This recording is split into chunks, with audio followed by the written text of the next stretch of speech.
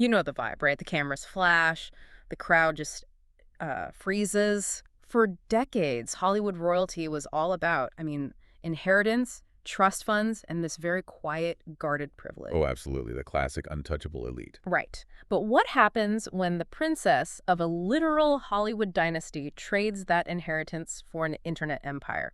And just like that, Hollywood had a new obsession. Welcome to StarScope Report. Today's deep dive takes us straight into the center of that obsession. Yeah, and we are pulling from a massive stack of sources for this one. We really are. We've got Variety, Page Six, OK Magazine, and some, frankly, incredibly explosive recent podcast interviews. We're unpacking the headline that is currently shaking the internet right now. Charlie Sheen's daughter makes explosive claim about their relationship. And, this isn't just your standard celebrity gossip unfolding on a timeline. Digging into the source material, it reveals this really complex psychological layer about control.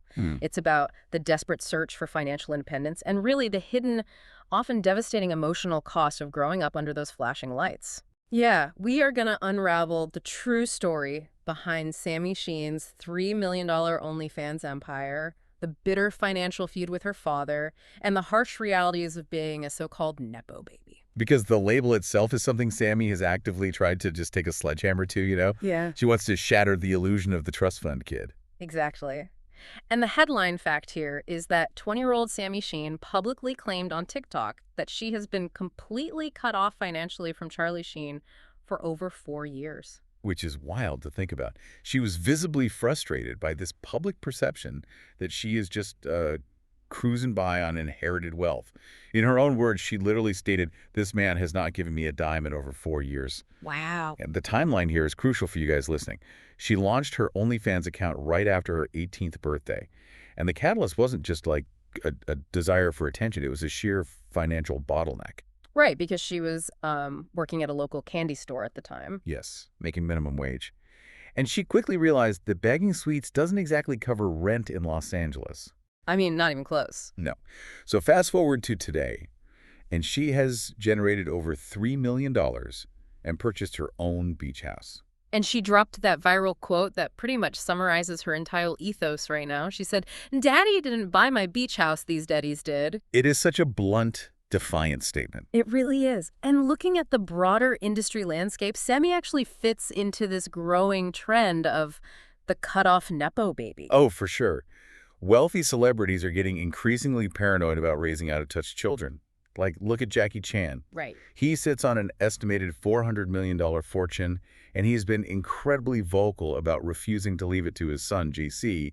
He wants his son to create his own wealth. And then you have Gordon Ramsay making his kids fly coach while he and his wife sit in first class. I love that one. Right. He's publicly stating his $175 million fortune isn't going to them. Even looking back at the Spelling family dynamic, Aaron Spelling had a staggering $500 million estate, and Tori Spelling inherited a mere $800,000. Which sounds like a lot to a normal person, but against $500 million, it's a message. Exactly. The psychological shift among celebrity parents is clear. They want to avoid the spoiled trope, hoping financial friction will, instill grit. Yeah. But that approach often ignores the reality of launching a career when your last name casts this massive, unavoidable shadow.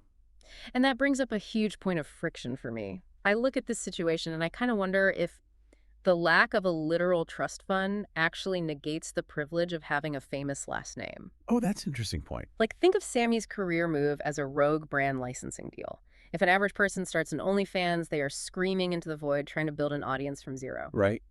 But when Sami Sheen starts one, she brings the sheer, undeniable infamy of the Sheen Richards DNA with her. A rogue licensing deal is a really great way to frame it. Though, I guess a traditional licensing deal implies parent company approval, and Charlie explicitly tried to revoke that approval. Oh, totally.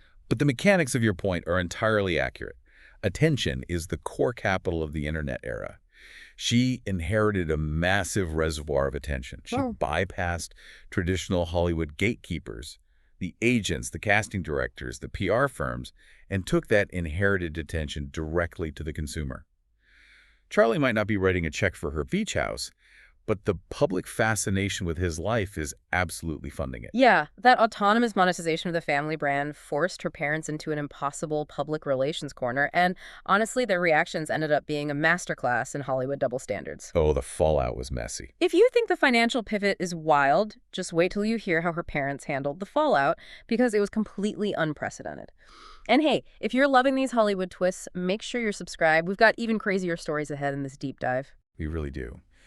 So when Sami first joined the platform, Charlie moved quickly to protect his own image. Yeah. He went straight to E! News in 2022 and publicly stated he did not condone the X-rated job. Right.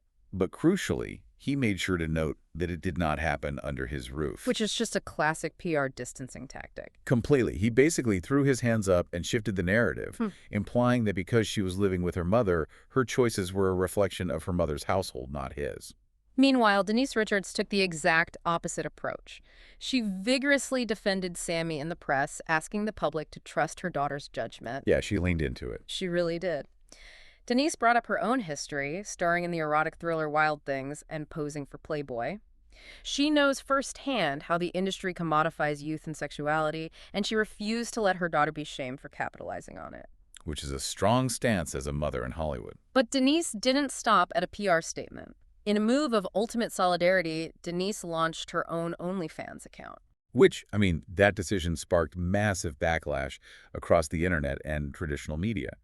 Critics accused Denise of crossing a deeply uncomfortable line, kind of blurring the boundaries between her own brand and her teenage daughter's image. Yeah, people were freaked out by that. They were. So to mitigate that fallout, the two of them had to establish incredibly strict boundaries.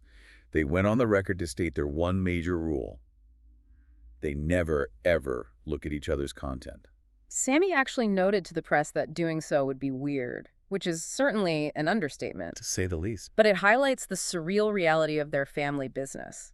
Now, Charlie did eventually soften his stance. In 2023, he gave an interview calling Sami incorruptible, admitting that she would have a much better experience navigating that world if she had the united support of her family. Which is a nice sentiment, but by then, the consequences of Sami's career choice had already taken root. Sami has been very open about her desire to transition into traditional modeling. She wants the mainstream campaigns, the runway shows, the agency representation. Yet, modeling agencies are flat out refusing to hire her specifically because of her OnlyFans presence. The contrast here is just jarring, because Denise Richards revealed that she is actually fielding more mainstream Hollywood offers since joining the platform. Wow. Yeah. This exposes a massive generational double standard in how the entertainment industry values women's choices. Denise is celebrated by mainstream media as this 50-something icon reclaiming her sexuality. It's packaged as an empowering comeback story. And then you have her Gen Z daughter. Exactly. Her Gen Z daughter is viewed as a brand risk and blacklisted by the exact same industry for participating in the exact same platform. It's so hypocritical. It really makes you question if the direct-to-consumer model is actually a trap for young creators. Like, the platform promises incredible empowerment and instant liquidity. I mean, $3 million is life-changing capital. Yeah. But it seems to secretly slam the door on traditional aspirations. Established stars like Denise can use the platform as an edgy PR boost, a side hustle that complements their existing resume. For Sami, the platform becomes the entire resume. That's a really great way to put it. It creates the illusion of absolute freedom. A young creator might feel they are outsmarting the system by circumventing the gatekeepers, only to realize years later that those same gatekeepers still control the access to billboards, runways, and mainstream legitimacy. Yeah, and that friction between perceived freedom and actual control is the defining theme of Sami's life. Now, later in this deep dive, we'll talk about the shocking twist nobody saw coming, the bizarre fight over a horse that ended a father-daughter relationship for good. Oh, that part is heavy. It is. But to understand how a disagreement over an animal could permanently sever those ties, we really have to pull back the curtain on the Sheen family's messy financial history. Because the environment Sami grew up in was defined by immense wealth that was constantly weaponized. I mean, Charlie Sheen was once the highest paid actor on television. He was pulling in a staggering $2 million per episode on 2.5 Men. $2 million an episode, that is still hard to fathom. Unbelievable money. Yet, he managed to squander a $24 million fortune on a highly publicized, chaotic lifestyle. And that financial drain led to brutal battles in the courtroom. Denise Richards actually sued him over $450,000 in unpaid child support, legally claiming he was intentionally diverting assets to hide his money. Which is just so messy. It is. And simultaneously, Charlie went to a judge to slash his $55,000 a month child support payments to his other ex-wife, Brooke Mueller. His legal defense was that his Hollywood blacklisting left him unable to afford the payments. Money wasn't just a resource for them, it was the primary language of conflict. Exactly. And growing up in an environment where financial support is constantly negotiated and threatened, it leaves a profound mark on children. You can really see the divergence in how the children coped by looking at Sami's 19-year-old sister, Lola. Oh, the contrast is fascinating. It is. Lola took a completely different path to find stability. She is highly religious, frequently posts Bible verses, she works regular jobs in hospitality, and she actively avoids the public eye. She sought structure away from the family drama. While Sami took a different route, when she was 17, she fled Denise's house. In a TikTok video from that era, Sami publicly claimed she was trapped in an abusive hell house, which led her to move in with Charlie. Right. But the reality of living with her father didn't match the fantasy. In her podcast interviews, Sami claimed she quickly realized Charlie was simply enjoying playing the role of the favorite parent, offering zero structure. He just wanted to be the cool dad. Exactly. She ended up leaving his house because the environment left her feeling profoundly lonely. And stay tuned and hit that subscribe button so you don't miss what's coming next, because this is where the relationship completely breaks down. Yeah, this brings us to the breaking point. The relationship officially collapsed over two specific incidents. The first being the conflict over a car and a horse. According to the sources, Charlie decided to buy Lola a brand new car, paying for it entirely in cash. Which is a huge gift. Massive. So seeing this massive financial gift, Sami asked her father if he could buy her a horse of equal monetary value.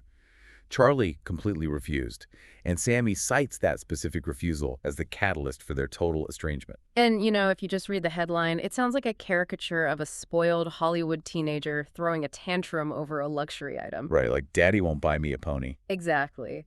But dissecting the psychology here reveals a deeply sad proxy war. It was an emotional stress test.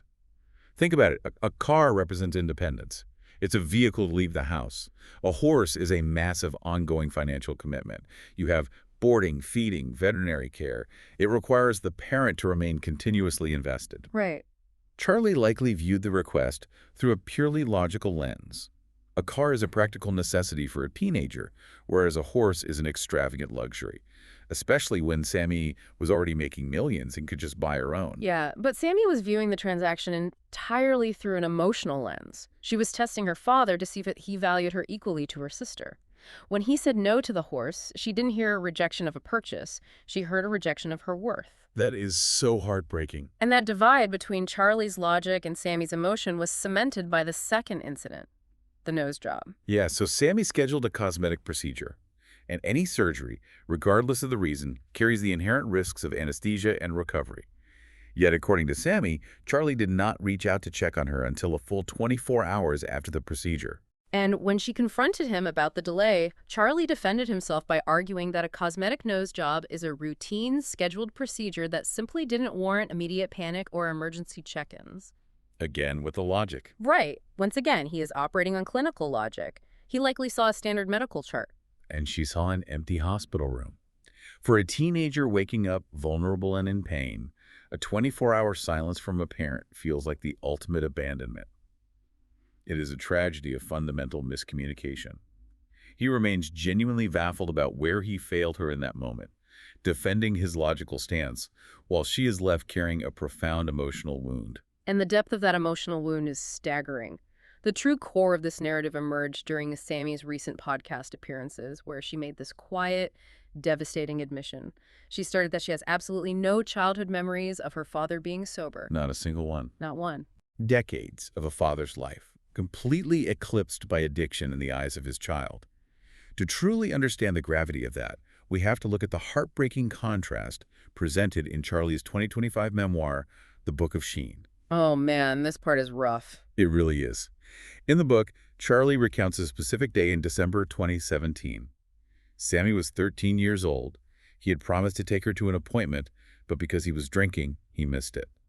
He writes that seeing the sheer disappointment in his 13-year-old daughter's eyes was the final breaking point. That exact moment of failing Sami was the catalyst that forced him to finally get clean. He couldn't bear betraying his kids for another day. The tragic irony of that is almost difficult to process. On one side of this fractured relationship, you have a father who views his daughter as his ultimate savior, the literal inspiration that pulled him out of addiction and saved his life. Yeah. On the exact opposite side, you have a daughter who feels so completely neglected that her memory has erased any good, sober moment they might have shared. And didn't she react to the book publicly? She did. Sami actually documented her reaction to that memoir on TikTok. She posted a video realizing through reading press coverage that she was the reason her dad achieved sobriety. But the video was jarring. She lip-synced to an old, erratic audio clip of Charlie making jokes about drugs, adding text over the screen that read, "When people wonder why I haven't spoken to my dad in a year." Oh, wow. Yeah. She acknowledged the revelation, but used it to highlight the absurdity of their history. The bridge wasn't just burned, the ashes had been scattered. This entire saga systematically strips away the glamorous veneer of Hollywood nepotism. When you look closely at Sami Sheen's story, you aren't looking at a privileged princess coasting effortlessly on a trust fund. You are looking at a young woman navigating a deeply complex web of financial control, attempting to outrun ingrained childhood trauma. She used the infamy of her last name to weave her own financial safety net, entirely because the one her parents were supposed to provide was full of holes. Sami turned to the internet to escape her father's financial leverage. She fled the instability, the child support battles, the conditional gifts. But, escaping one form of control often leads directly into another. Which brings us to the final thought we want to leave you with today. Sami traded her privacy and her mainstream modeling dreams for $3 million, funded by thousands of anonymous subscribers. By doing so, did she actually buy her true freedom and independence, or did she simply hand the purse strings over to an algorithm that demands constant attention and never logs off? Because the internet, after all, might just be the most demanding absentee parent of all. It is a heavy question, and it completely redefines how we look at modern fame. It really does. You've been listening to StarScope Report, where your hosts uncover the stories shaping Hollywood, music, and pop culture. Thanks for tuning in, and don't forget to subscribe for more stories that keep the stars shining.